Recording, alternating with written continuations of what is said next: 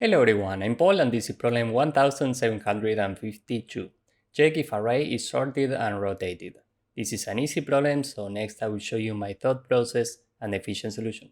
We are given an integer array nums and we have to return true if it was originally sorted in non-decreasing order, meaning ascending order, and then rotated some number of times, including 0. Otherwise we return false. So if we're given this input, we can build an original array with the numbers 1, 2, 3, 4, and 5. Now we can rotate this 2 times. After 1 rotation, we get this. After 2 rotations, we get this. And now this array is equal to the array that we are given, so the result in this case is true. And just to be clear, the original array is sorted in non-decreasing order, and after 2 rotations, we get this array up here. That's why the result is true. Now let's say that here we have a 3 instead of a 5. There's no way to build an original array with this requirement, so the result in this case is false.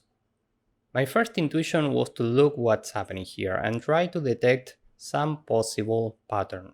And the key is that if this is a valid array, this means that we have as a maximum one event in which the current number is smaller than the previous number. If we meet this condition, we have a valid array. If we don't, we return false. So how can we keep track of the number of times in which we see a number that's smaller than the previous number? Well, we can have a boolean. We'll call this smallest, and this is initially false. And now we can go through these indices one by one, starting from index 1. Every time we compare the current number with the previous one. Here 4 is greater than 3, so we continue. Now the I pointer is here. 5 is greater than 4, so we continue. Now I is here. And 1 is smaller than 5. Here we are checking if this is false. Given that this is false, we set this to true. Now we can continue with the next index. Now we are here and 2 is greater than 1, so we continue. Now we are out of bounds, and given that we reach the end of the array, we can just return true. Now let's step back for a moment. Let's say that the I pointer is here and we have one last number, which is 1. We are here and 1 is more than 5, so we set smallest to true. And now we continue. Now here 2 is greater than 1, so we continue. Finally, we are here and the current number is a 1. 1 is smaller than 2. And given that this is already true, at this point we can return false right away. Okay? So if we find a scenario in which the current number is smaller than the previous one and smallest is false, we set smallest to true. And if we find this scenario and smallest is already true, we return false right away. Now, what if we only have one number? Let's say that we only have a 3. Well, this is already sorted in non-decreasing order and it might be rotated any number of times, so the result in this case would be true.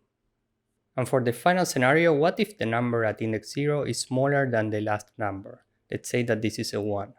Well, now we have 2 scenarios in which the current number is smaller than the previous number. We have this scenario and this scenario. So the result in this case should be false. Now the question is, how can we check this scenario? Well, we can say that smallest is initially true if the first number is smaller than the last number, or false if we have something like this in which the first number is greater or equal to the last number. Okay? Time complexity for this solution is big O of n because we are iterating n numbers, and space complexity is big O of 1. So with this in mind, let's go with the code.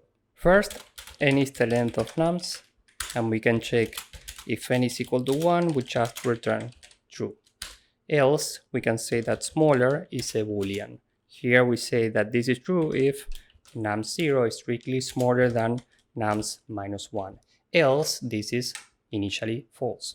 Now, we can say for every index in range, and we go from 1 to n.